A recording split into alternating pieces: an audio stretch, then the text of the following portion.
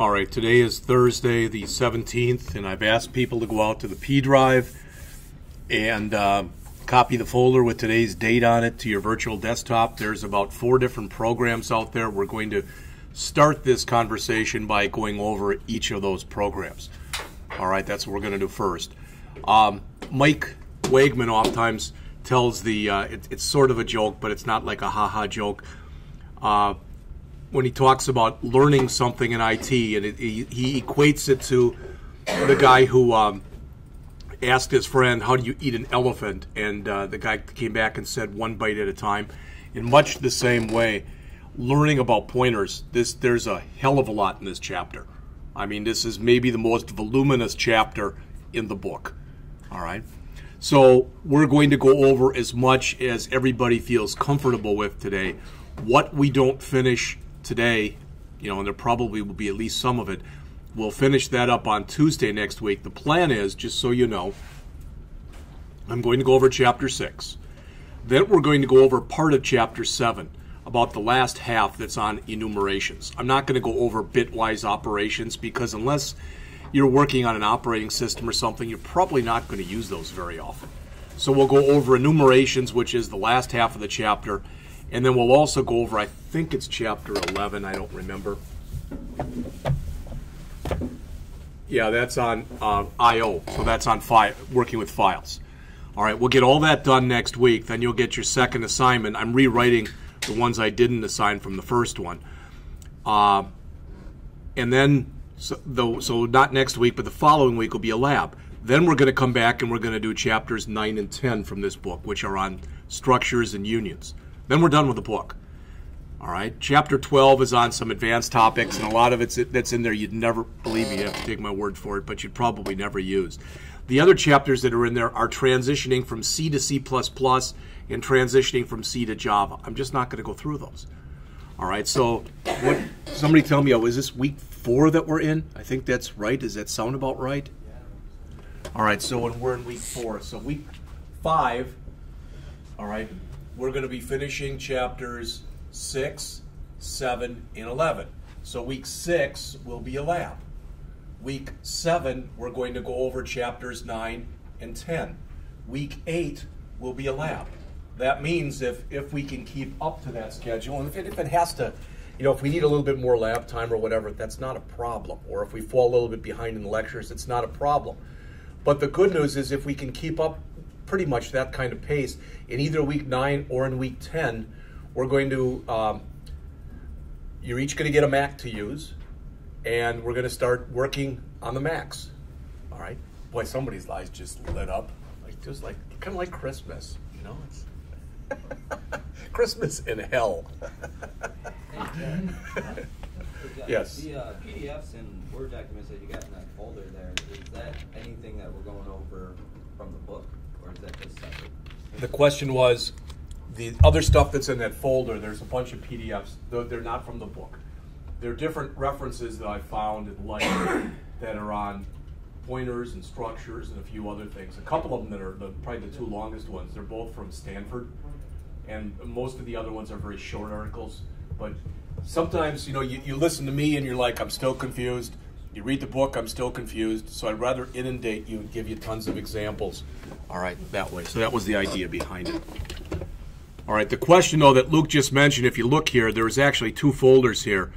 The one I want you to copy over was the pointers, or the code examples, but the C pointers, these are a bunch of PDFs and a bunch of other things that I just went and put into Word documents.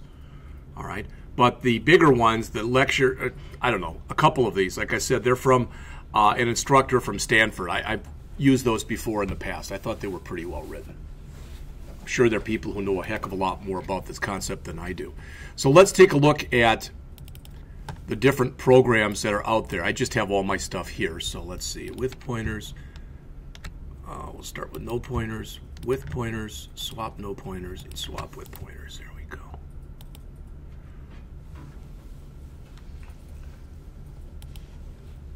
All right. So here's the first one. And there's a lot of documentation in here. In other words, I just want to show you the run of this one, okay? So if I run this first program, I wanted to do the no pointers, sorry.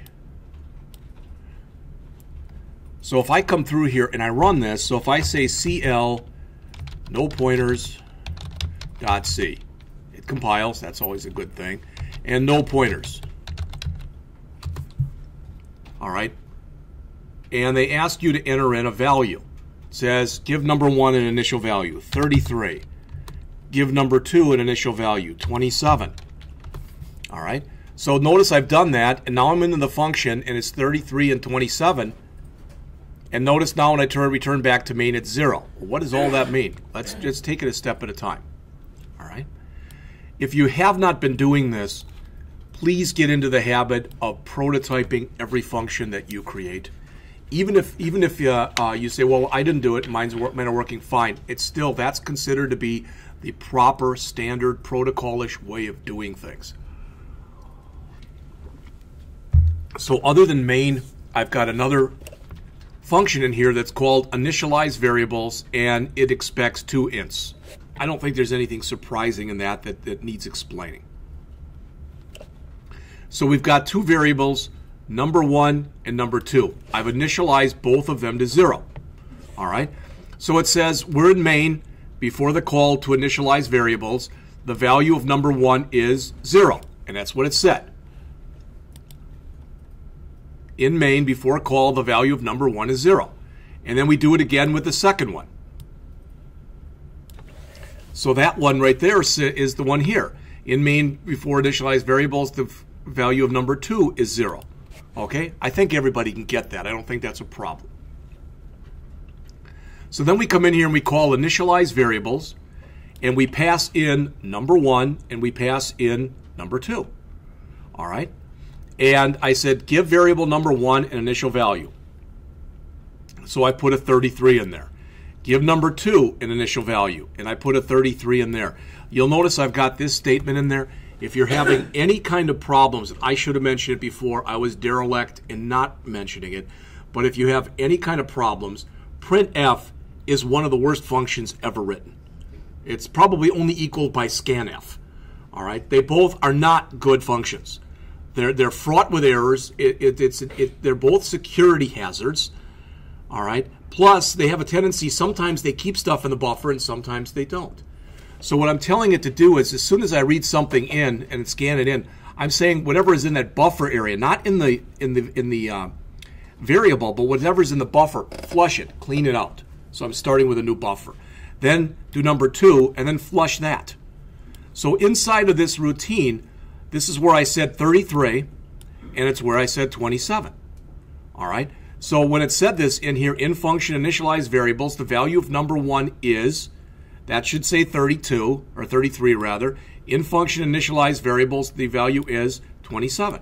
And you'll notice, after I put in 33 and 27, that's what it said. Does all that make sense? But the way that C works is when you pass variables in, simple scalar variables, when you pass them in, they're automatically passed by value, not by reference.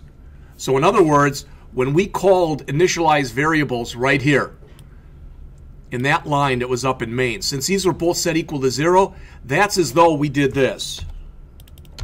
Does that make sense to everybody? All right, because that's exactly what happened.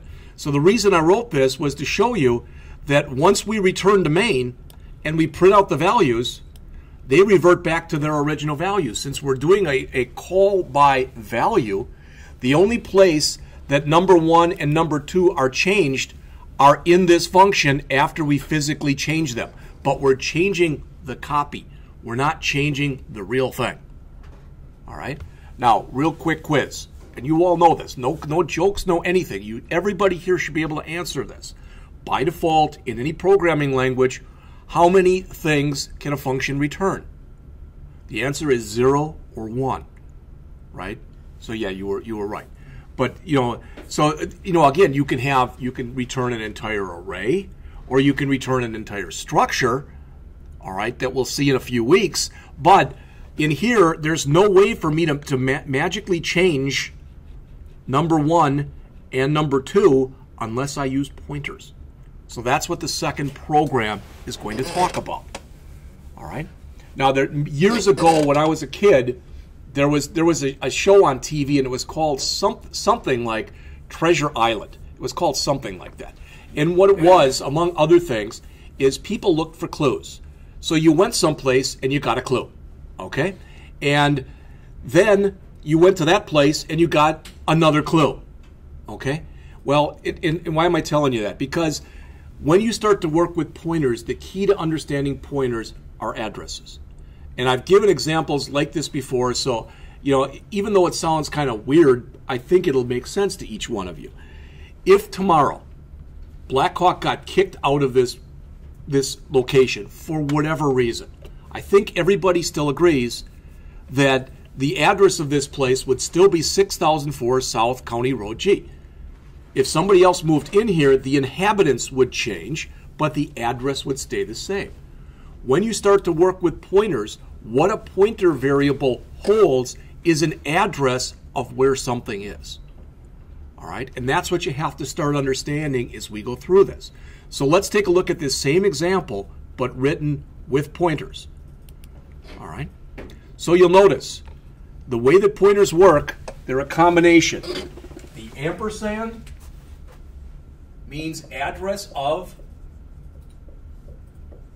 and the asterisk means contents at that address. And I will tell you, I don't care if you write this down, I don't care if you don't. But you're screwing yourself if you don't read the chapter. Because the author actually does a pretty good job and gives a lot of different examples. All right, I could have stayed with the book I used the last time I taught this class. The book was much more tersely written, but I had all my programs, I had everything geared to it. It would have been a turnkey type of class. But I changed it, and I changed it because I think this book handles pointers much better than the book that I used last time did. That's the main reason. That was my impetus for changing the book. All right, so you'll notice when we start looking at this, originally we had this, void initialize variables int. And here we have void initialize variables int star. What that means is I'm going to be working with pointer variables in this case. This all looks exactly the same right here. Everything you see in gray. There is no change. I did a lot of copy and paste with these programs. All right, but notice this line is where the changes begin. Because now what I'm telling you is don't pass a copy, pass the address of where that variable lives. And what that implies is any change I make will be a permanent change. So when you pass by value, you're changing a copy, so it's a temporary change. When you pass by reference, you're passing an address, so it's a permanent change. I can't put it any simpler than that. But again, you have to see a lot of examples and you have to work with it before it really starts making sense. All right. So now this is exactly the same as what we had in there. So let's look in here and look at where this has changed. All right. So notice that we're passing in here, we're passing in pointer variables. So look at that and what's in gray, and then look at that and what's in gray. Those are copies. Those are addresses. Also, please notice, please look up here. Notice there's no ampersand? We're already passing in that address. If we put an ampersand there, we'd be asking for the address of the address. And before you laugh, you can do that. You can go as many levels of indirection, which is what we're doing here, with pointers as you want to or need to.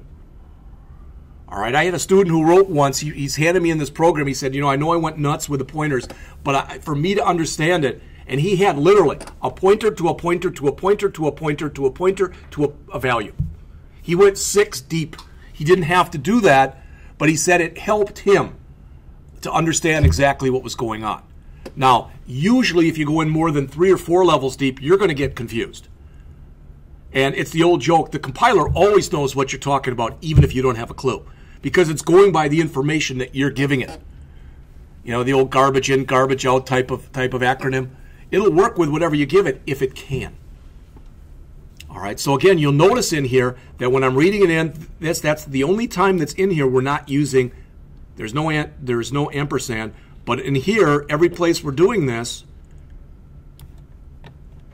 all right, when we work, the value of it is, there's the asterisk. The value of it is, there's the asterisk. And you go, what about these two? Notice we've got a new thing, if you look in here in our printf, and that's a %p. That says show me the address.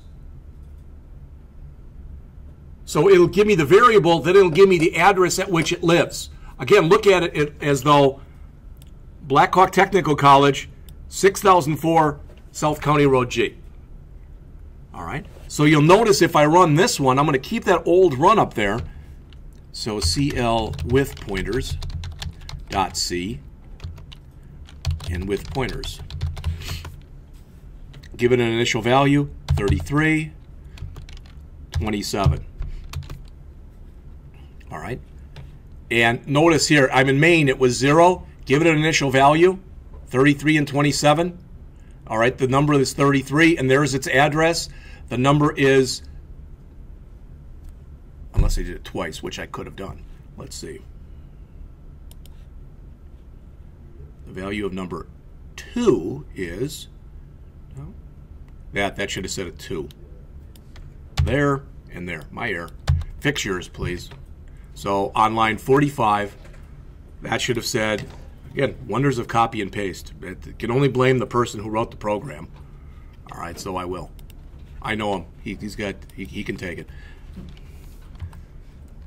So again, 33 and 27. Oh, I got to recompile it.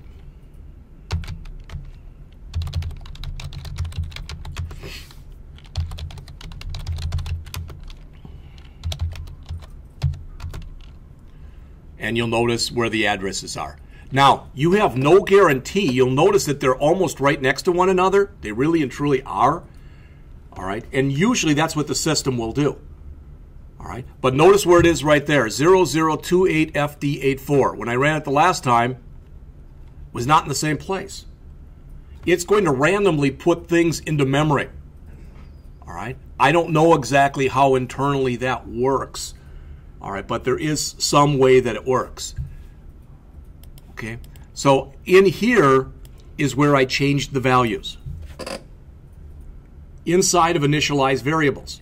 In here, they were set to 0. So in here, this came up and it said it was 0. Then we came in here and we asked you to immediately change them. We printed out the change in here. Then we came back and then you saw it was a permanent change. So when you pass things to functions, you can pass as many variables as you want, and you can mix and match. I can pass things, if I have 6 parameters, I can pass 3 by value, 3 by reference, whatever I want to do. I can pass them all by value, all by reference. The thing is, how many do I want to change? All right, each one that I want to change, and I want that change to be permanent, I should pass using the ampersand, and I should change it using the asterisk. All right? And again, if you say I still don't get it, take a look at the examples that I provided. Change the one, but still. All right, let's look at the other ones. Sometimes people, I put this one in there because sometimes this makes it easier for people. Okay, what my goal here is, all right, I want to be able to take these two numbers and swap them. So in other words, I know it's a small array, but it would work the same if I had a bigger array. So why did I use an array? Because, again, there's no way if I have two numbers, I can't copy them to a function by value, change them, and copy them back. I can change them in the function, but if I do it by value, then they'll revert back. So I made an array. So literally, something in memory is going to hold two integers. One will be the number 23, and one will be the number 9. All right? And then I print them out just so you can see what they are. Then I say to swap them. All right? And when we swap them, I'm just using a temporary variable to hold them. All right? And I do want to say something too. I don't want to confuse you, and I'm sorry if I am with what I'm about to say. But notice I call this swap no pointers. All right? That's a lie because an array is actually a pointer. All right? when you go and you pass an array like this, when you pass this, what actually gets passed is this.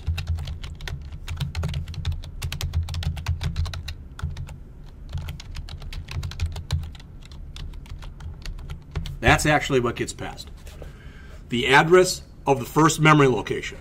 You can actually do it like that if you want. I mean, this should work just fine. So I'll copy out, or comment out rather, the original one, and I'll run this one again, but I have to recompile it. See, it compiles. What do we say, 33 and 27? And it still works. You ran the wrong one. Ran the wrong one? You swapped it 2 numbers. Oh, okay, you're right. Okay, thank you.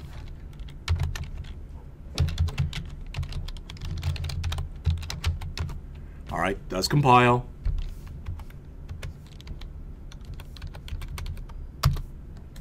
(23) and 9, and after we're done, 9 and 23. All right. So it doesn't matter if you call it like this or you call it like this. Now, most people are more comfortable with the first way. If for no other reason, it's less typing. All right. But if you do pass an entire array in, this is actually what happens. I just wanted you to understand that's what happens. All right. Do you have to worry about it? No. Some people are actually more comfortable. They just live in pointer land and do almost everything using pointers. All right. So again, and I appreciate you telling me I was doing the wrong one there. So I'm going to remove that and I'm going to comment out this one. And then we'll grab it again and we'll compile it again. All right, just so you can see it. So I'll leave the old run up there.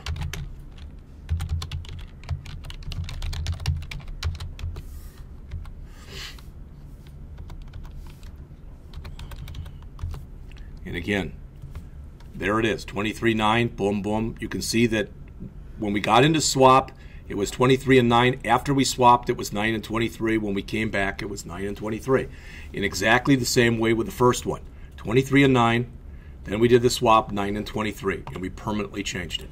Now, an array, when you pass an entire array to a function, since you're passing it as an address, really, that means any change you make when you pass an entire array is a permanent change. Be real leery of that because, well, I didn't mean to change it. Well, you did anyway. If you pass an individual array element, that's just by value. That's just like any other variable. All right? So let's take a look at the last one, the swap with pointers. And again, you'll notice it looks kind of similar to the last one we looked at with pointers. There's our swap. So again, it's int star, where previously it was int. All right. So we come in here, N1 and N2. And I would never do it like this, just because of the fact this works fine because there's only 2 elements in the array.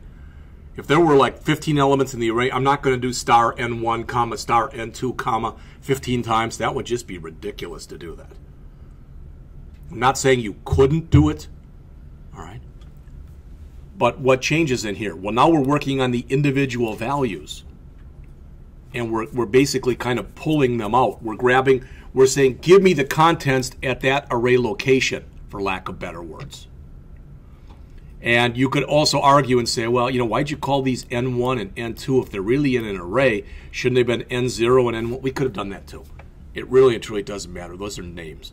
Is everyone comfortable with the fact that right here, these 2 variables that you see in line, and I don't care which of the programs we look at, but any of these that you look at right here, those are called actual parameter names. That's their actual name. So when we pass them to a function, that name there and that name there, those are the ones we have to use when we pass it. Inside of the function, they don't have the same name. They could, but here I changed it. Those are called formal parameter names. Formal parameter names must be of the same type as actual parameter names, but don't have to have the same name. All right? And you might say, well, shouldn't you always just make them the same name? Well, remember, it's possible one of the reasons that you write a function is so you can call it conceivably multiple times in a program. If I had a simple calculator program, I might be calling a function to add some numbers many times in the program. So it may or may not be that I actually want to, I may or may not want to use the same formal parameter names as I have actual parameter names. All right? So I just did that kind of, for lack of better words, as a prelude to what we're going to get into right now. All right? I hope that helped. All right. So take a look at that, and not maybe right now, but if you have questions on it later or whatever, let me know. And I will tell you, this is, for lack of better words, this is kind of one of those things where if you say, well, you know, I think I get this stuff, but I'm not really sure if I do. If you want to be a C programmer, you have to understand this. One of the reasons that still most programs are written in either C or C++, most software programs that are written, most Microsoft stuff that's written is either done in C or C++ because they allow the use of pointers. All right. Java actually allows you to use pointers. But no, I was going to say the point is, but that'd be a bad pun. But the thing is, with Java pointers, you can't manipulate them directly. They work behind the scenes. But in C, not only can you, but most programmers, that's how they work. All right, that's too much.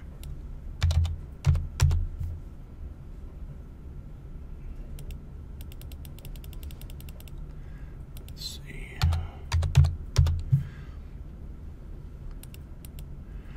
All right, so I'm going to jump into the book then, as soon as I can find the right place. And I'm going to start here on page 248. The first 2 or 3 pages that are in this chapter, pages 244, 245, and 246, something like that, they were on arrays. We talked about that stuff already. All right. Again, the biggest difference between an array in Java and an array in C is if you create an array in Java, you typically say int bracket numbers. And in C, you must say int numbers, then your brackets. So that's the Java way, and that's the C way. Now, I don't know if I ever told you this or not, and it really doesn't matter one way or the other, but even in Java, if you want to, you could do your arrays in Java like this, instead of doing them the way we have been doing them. And they put that convention, I think, in there because they wanted to bring a lot of C programmers into Java. So it's not my goal here to read to you, but they talk about the ampersand and they talk about the asterisk here. And they give you some examples on the page here. All right, so you'll notice it says, now you've got this thing. What does this mean? This line right here that you see that's kind of in blue up on your screen there. Int star P.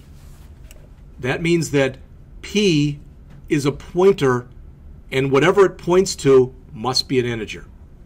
All right, so it's an address, so it points to some variable that's someplace, but whatever variable it points to must be an integer. And if you don't make it an integer, if there was a double in there or a string, it's just like trying to say something like int x equal double quote hello double quote. It doesn't work because this is a strongly typed language. All right. Once you do that, they show here some of the things that you can do. You can set p equal to 0 if you want to. You can set it equal to null, which is pretty much the same thing. Now, it says here you can say p equals ampersand I. Well, you can only do that if you've already created I. Does that make sense? So this third line that they show right here, p equals ampersand I, that will work fine as long as you already said something like int I. So, I mean, think about this. Let's put this on the board for a sec.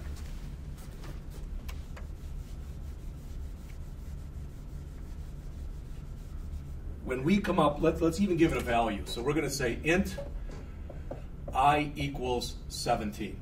All right. That means that when we say int I equals 17, someplace in memory, all right, people say, why do you make memory look like this? I say, draw it any way you want. It really and truly doesn't matter because no one really knows anyway, but that's usually the way it's conceptualized. So let's assume that it's at address 1000. All right. And there's going to be 17 in there. Now, it's going to be the binary representation, but for lack of better words, we're just going to say that. All right? So when we say star P equals ampersand I. Oops, not an equal sign. Man. Star P is now going to be equal to that. All right? We're setting it equal to that. Then when we actually use it, we're telling it to use the contents at that address. Yes? Now, it's wanting the address of I. Does that mean we got to go more than just declaring I? We actually got to initialize it? Or can we just declare I? Well, okay, it's a good question. And tell me if I'm answering it, okay? Let's say we don't. So let's say we do this. I think this is what you're asking. If we do that, all right? Then if we end up printing out star P, if we actually end up printing out, it's whatever happened to be in that memory location, which might be an integer, so we'd be okay. And it might not be an integer, which means that's not okay. All right, that's another reason to always make sure you've initialized your variables before you start jacking with them. So when you declare it, it immediately already has some address ready? Okay. Because the question was, when you declare the variable, it already has something in there. And it does, because memory has got only so much in it. All right, and we're talking about a memory that's shared with the operating system and everything else, so the program only has a certain amount of memory allocated to it. So there's a good chance, especially if you've run programs or done other stuff, there's something in there. We don't know what, but there's something in there. The chances of it being absolutely empty are not good. Even if you do use F-flush and etc., it's still not going to be. And the last one that they say here, I'm not sure why they said this, but you're trying to set P equal to an absolute address in memory. I guess you can do that. I've never seen that before. So I don't know why you would want to do that, but again, this is what the author is showing.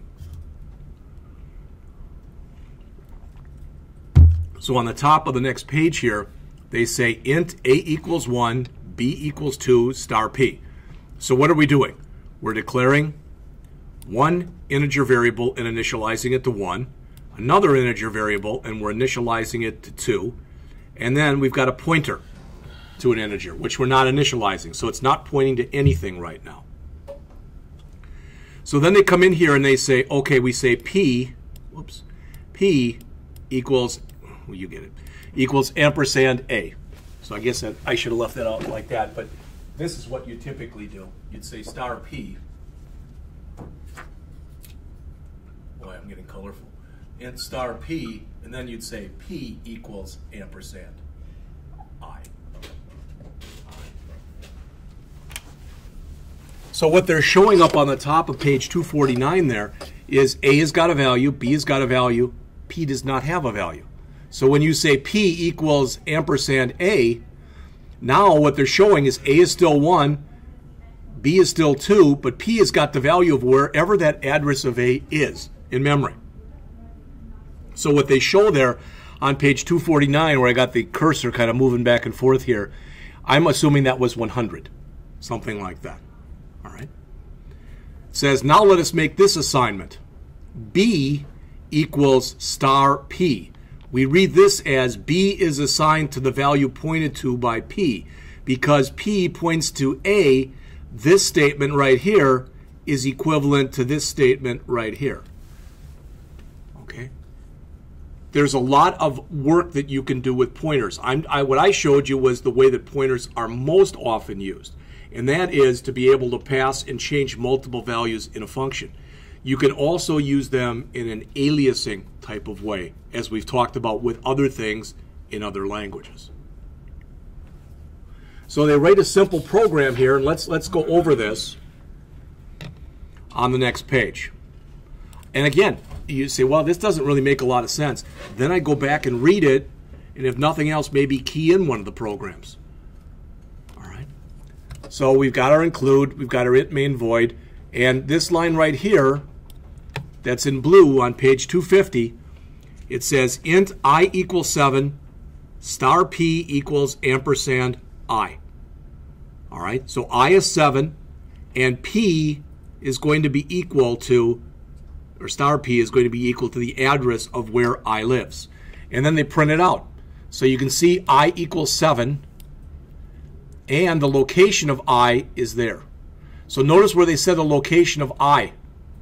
All right, and they just say, they got here %s, %d, %s, %p. That p is what gives you that.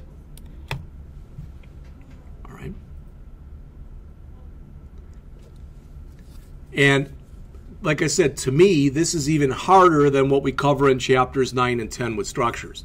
But it's important that you at least hear about this and be introduced to this before structures, because structures tend to work a lot with pointers. All right, it's the old chicken or the egg type of mentality. Do you talk about structures first and then pointers, or pointers first and then structures? All right. So the author is showing, now notice, the following table illustrates how some pointer evaluations are evaluated. I found this example to be very confusing. All right. All right. A little later on in this chapter, you're going to hear about these things: calloc and malloc. C was one, if not the first language, one of the first languages that allowed at runtime you to take an array or another data structure and make it bigger as the program was running. All right, and you know now, because we've talked about other languages, JavaScript and PHP, etc., that allow you to do that. C was one of the first. All right, but with C you have to call calloc, all right, which is basically create and allocate memory, and malloc, which is memory allocate. The difference between those is, I believe that we're going to see it in a bit, but I think malloc grabs at whatever was in there first and it initializes it to 0 or blank, where calloc does not. Calloc is a little faster, malloc is a little cleaner. All right, that's how, literally how they're pronounced, are calloc and malloc. Then they show you some stuff in here. Notice int star p, float. So you can have things point to anything. So if you've got if you create a character array, one of the bad things about C, and they haven't changed it. Let's see, the language is like just about 50 years old, so they aren't going to change it. C does not have a string type. If you didn't know that, they do not have an actual string type. You can't say string S equals double quote Zane double quote. It doesn't work.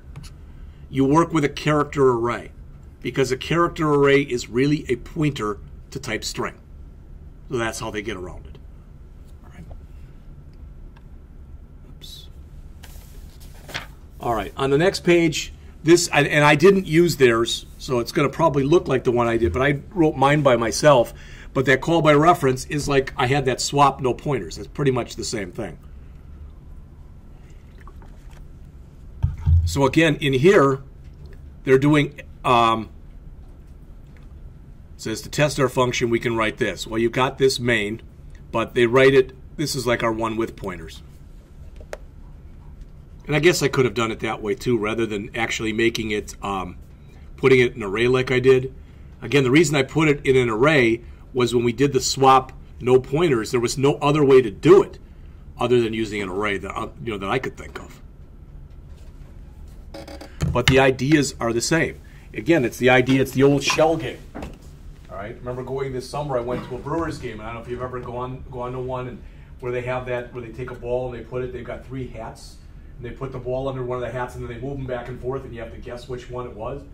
Well, in here, again, all we're saying is we got one hat here and it's got a 23 in it. We got another hat here that's got a 9 in it. And the idea is that hat, so that's hat 1 and that's hat 2. Well, we want the numbers to be in order. So under hat 1, we really want the 9, and under the hat 2, we want the 23. Because we want them in ascending order, not in descending order. And that's the exact program that they're showing you there on page 252.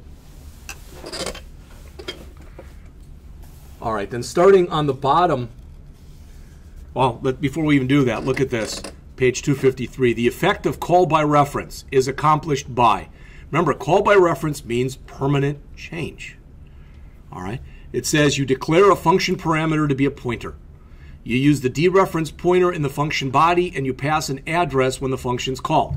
You go, I don't get that. That's exactly what we just did. All right, so these 3 steps that they're mentioning right here, if we go back and we look at the first one that we called with pointers, they're saying you pass it with ampersands, you use it with asterisks. That's exactly what they're saying right there. All right? So much of this chapter, they're just trying to take this idea and beat it into your heads. And again, this language is different because most languages do not allow you to do this. If there's another one that allows you to do it in this way, I don't know what it is. But if you never heard the story, and I'll keep it real short, but the main reason that C was created was they wanted a language that would support the Unix operating system. That's why C was created. And Unix is real big on being able to do stuff with different addresses. That's why it was written the way it was written. All right, let's go over this. In about 8:50, we'll take a break. So we'll go over a page or two more here. The relationship between arrays and pointers. Again, an array name by itself is an address or pointer value. And pointers, as well as arrays, can be subscripted. Well, I didn't even talk about that. But if you look on page 254 on the top of the page here, what the author says is A sub I is equivalent to star A plus I. Now, does that matter? It matters for one reason. You actually, when you're working in C, you can do pointer arithmetic. So if you're working with an array, and I know I want the 20th value, I can start doing stuff. I can either do it like this and put in A sub 19, or I can do it like this. Either way will work. All right. And even if you never use pointer arithmetic, if you're working with C, there's a lot of pointer arithmetic that happens behind the scenes that you might never even realize is happening. Now they go through this. I don't know why. Every author feels like they have to say this. When you're going to create an array, you probably want to use a pound define that has the size there and then make the array of that okay, fine. So this is what I showed you before. Then they create an integer pointer. That can point to just a value, like it could point to I, or it could point to the array. So when you say P equal A, notice as it says, that's equivalent to saying P equals ampersand A sub 0. That's what I showed you before. And again, as it says, you can do math. You get some really weird stuff. All right, it says, assuming that the elements have been assigned values, you can go in there and do something like this. P equals A, P less than or equal to ampersand A sub n. Well, that's another way of saying the size of the array, isn't it? So the name of the array dot length type of an idea. All right. And then we're adding one to P. Sum plus equals star P. You wouldn't want to put right there P. All right. It's star P. Here we use P because here we're assigning the variable P, which was a pointer variable, to the array. We're saying as long as there's array elements, all right, add one to the address, but whatever that's pointing to, grab that value and put it in the sum. If you don't use that, you're not going to get an error message, but it's going to keep adding the addresses every time. That's not going to give you the right answer.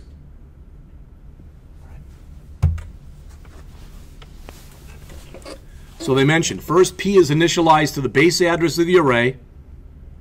All right. Again, they could have said right there instead of P equals A, that you see right down on the bottom of the page where I've got the mouse here. They could have said P equals A ampersand A sub 0. That would have worked just fine. All right. And again, in the body of the loop, the variable sum is incremented by the value pointed to by P. Each time through the loop, P is incremented. All right, it says here's another way that you could have done that. The problem is there's 4 or 5, if not more, different ways that you could do this. I'm not going to give you an assignment that says, like, figure out a bunch of different ways you can do that. Because the 2 ways they show here, both of them are sufficient. All right, I guess the 3 ways. Because this is the way you're probably used to doing it. Because that's using it as a straight array. And if you said, okay, that's using it as a straight array, I really get that one. Since I've always done it this way, and I really get this, do I ever have to do it that way? And the political answer is it depends. Because pointers are faster than arrays. Because if you do an array, it has to be converted over to a pointer by the system. If you create it as a pointer to begin with, that's a step that can be skipped. So if you're working on an application that's real-time sensitive, that's going to be faster. Always. So, yeah, like I said, it sounds political, but it depends. All right. So it is 850, let's come back. Let's make it 5 after 9. We'll pick it up on page 255, pointer arithmetic and element size.